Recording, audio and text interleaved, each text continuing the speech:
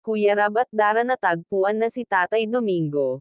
Oo nga tatay ni Dara, bakit nga kaya hindi na umuuwi sa bahay nila Dara? At Kuya Rab, awa ang nararamdaman nito ngayon kay Dara.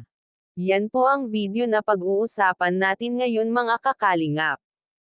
At bago po tayo magsimula sa video na ito ay gusto ko lamang shoutout ang ating minamahal na mga viewers at muli ay welcome back sa akin YouTube channel.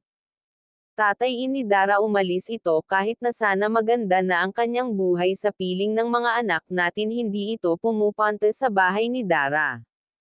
Ito pala ang dahilan, hiyang-hiya na daw kasi ito kay Kuya Rab dahil marami na ang naitulong nito sa kanyang mga anak.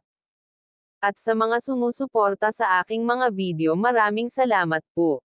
Ito pala ang dahilan kung bakit hindi ito pumupunta. Nahihiya daw ito kay Kuya Rab dahil napakalaking tulong na ang naibibigay ni Kuya Rab kay Dara at sa kapatid nito na si Bea. Hanggang ngayon kahit natapos na ang kanyang bahay ay patuloy pa rin sa pagtulong nito sa pangbibigay sa kanya. At dahil nasanay na si Dara na maging party ng Team Kalingap at ito na ang itinuturing niya na pamilya, ay masaya ito at nai-enjoy niya ang mga ginagawa niya sa Team Kalingap. At dito siya umaasa para sa pag-aral niya, kaya si Dara ay masaya ngayon sa mga kasamahan niya sa Team Kalingap. At dahil marami ang nagmamahal kay Dara kaya dumadagsa ang tulong sa kanilang magkapatid, ngayon ay marami ang biyaya na dumarating sa kanya. At mahal niya kung ano ang meron siya ngayon, at dahil marami ang tumutulong sa kanya kaya very thankful siya sa mga dumadating na biyaya sa kanya.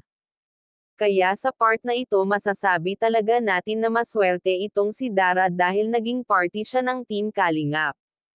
Dahil dito ay naging maganda ang kanilang kalagayan ngayon, di tulad dati na naghihirap talaga sila ni Bea. Kaya kung napadaan lamang ako sa wall nyo ay baka pwede paki-subscribe ng aking YouTube channel, at wag nga po pala natin kalilimutan suportahan ang ama ng ating kalingap na si Val Santos Matubang, at hanggang dito na lamang ang ating mixing reaction. Again, maraming salamat sa panonood.